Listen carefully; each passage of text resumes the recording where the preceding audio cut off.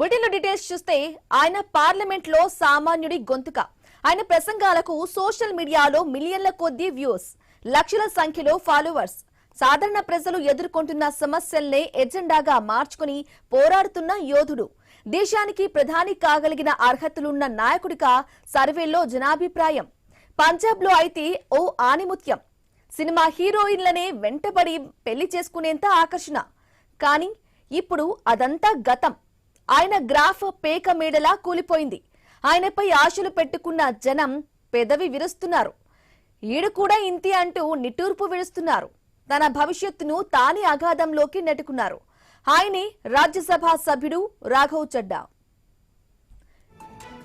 ఆమ్ ఆద్మీ పార్టీలో ఒకప్పుడు తిరుగులేని యువ నేతగా, కేజ్రీవాల్ కు అత్యంత నమ్మకస్తుడిగా వెలికిన రాఘవ్ చడ్డా రాజకీయ భవిష్యత్తు ఇప్పుడు ప్రశ్నార్థకరంలో పడింది. 6 ఇతర ఎంపీలతో కలిసి ఆయన బీజేపీ తీర్థం పుచ్చుకోవటం దేశవ్యాప్తంగా సంచలనం సృష్టించింది. అయితే ఈ మార్పు ఆయనకు లాభం కంటే నష్టాన్ని ఎక్కువగా మిగిల్చినట్లు కనిపిస్తోంది.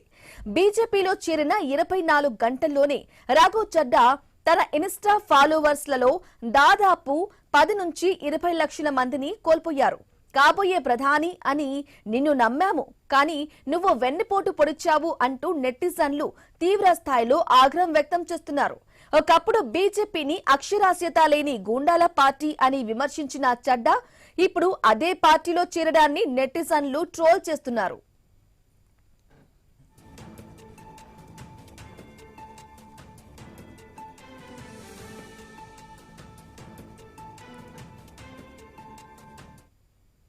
రాఘవ్ చడ్డా ఇతర ఎంపీలు వెళ్లిపోవడంతో పంజాబ్ లోని భగవంత్ మాన్ ప్రభుత్వం పడిపోతుందని విశ్లేషకులు భావించారు.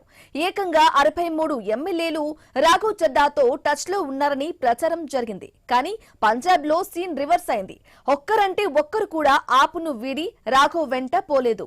మే 1, 2026న పంజాబ్ అసెంబ్లీలో జరిగిన విశ్వాస పరీక్షలో భగవంత్ మాన్ ప్రభుత్వం ఏకగ్రీవంగా నెగ్గింది.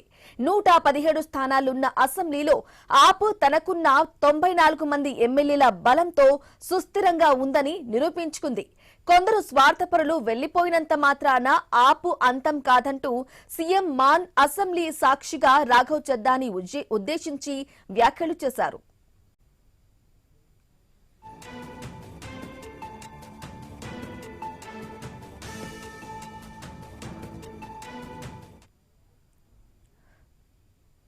ఒకప్పుడు ఆప్ జాతీయ రాజకీయాల్లో కీలక చక్రం తిప్పిన చడ్డా ఇప్పుడు బీజేపీలో ఒక సాధారణ ఎంపీగా మిగిలిపోయారు.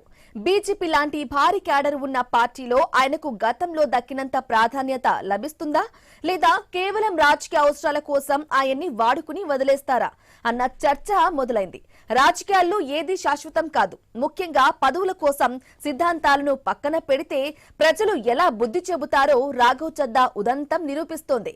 ఆపు నుంచి బయటకు వచ్చి బీజేపీలో చేరిన రాఘవ్ చడ్డాకు ఇప్పుడు చుక్కలు కనిపిస్తున్నాయి.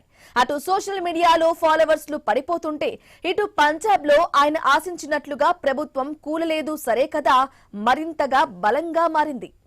ఇక బీజేపీని గతంలో దుమ్మెత్తిపోసిన వీడియోలను నెటిజన్లు వైరల్ చేస్తూ ఆయన్ని ఇరకాటంలో పెడుతున్నారు.